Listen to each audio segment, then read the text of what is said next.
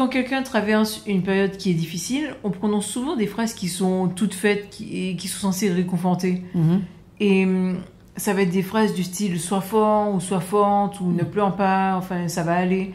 Et évidemment, ça a l'air bienveillant, tout ça. Ça semble même vouloir encourager. Mais quand on prête un petit peu attention, on voit que ça impose bien plus que ça ne soutient. C'est-à-dire que la phrase intervient à un moment où une personne est en train de vaciller. Par exemple, après une rupture ou une annonce brutale. Et au lieu d'ouvrir un espace pour que la personne s'exprime, eh ben, elle vient poser une contrainte.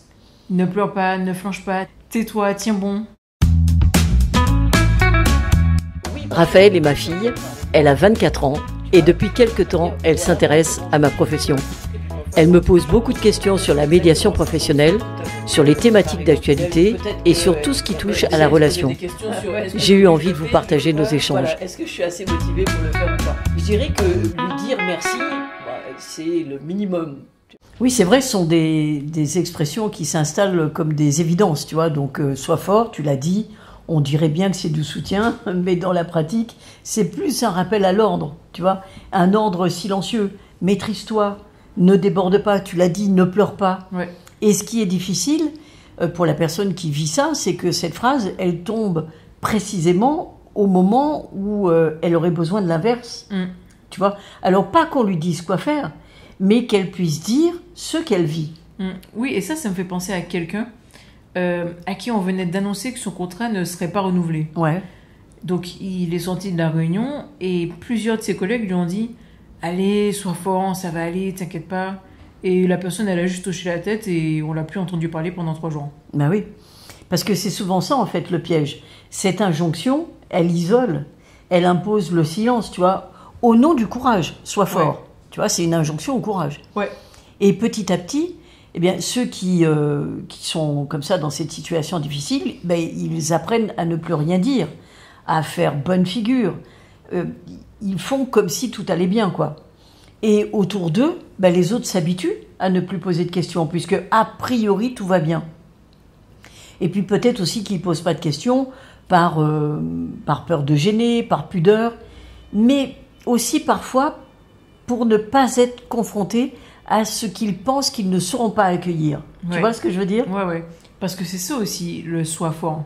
C'est parfois une phrase qu'on dit pour se rassurer soi-même. Exactement. Comme si on avait besoin que l'autre tienne debout pour ne pas vaciller nous-mêmes. Exactement.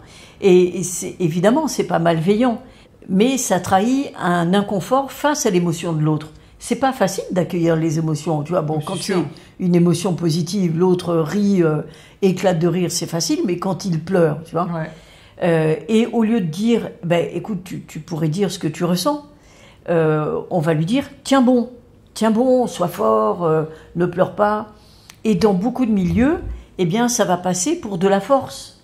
Mais en fait, c'est une force qui ne permet pas de lien, quoi, tu vois, et qui isole, évidemment. Ouais. Et c'est là que, justement, l'ingénierie systémique relationnelle va proposer un autre chemin, puisque elle va pas chercher à consoler, non, ou à redonner du courage. On sait que c'est pas son but.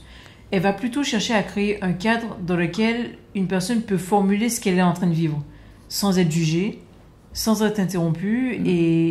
Et en fait, c'est à ce moment-là qu'on constate que c'est cette possibilité-là qui permet à la personne de se remettre en mouvement, de pouvoir commencer à imaginer faire quelque chose. C'est ça.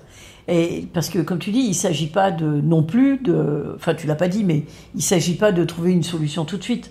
Mais ça va permettre une clarification.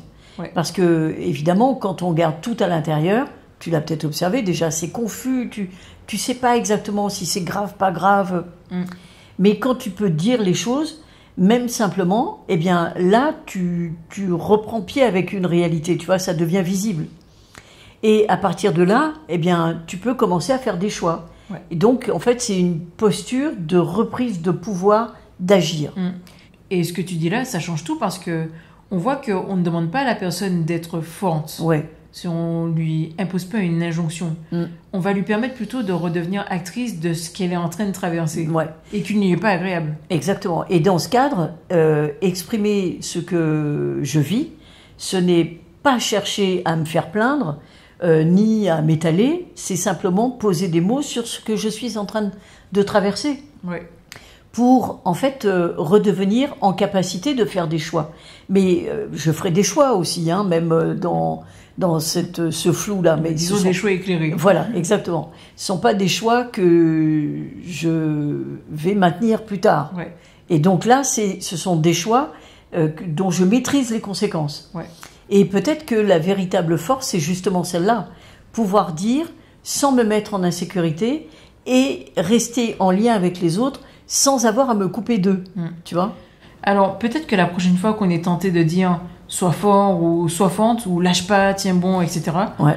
on pourrait peut-être exprimer les choses autrement. C'est-à-dire, par exemple, dire ben là, actuellement, tu vis quelque chose qui est difficile pour toi et tu as peut-être envie d'en parler.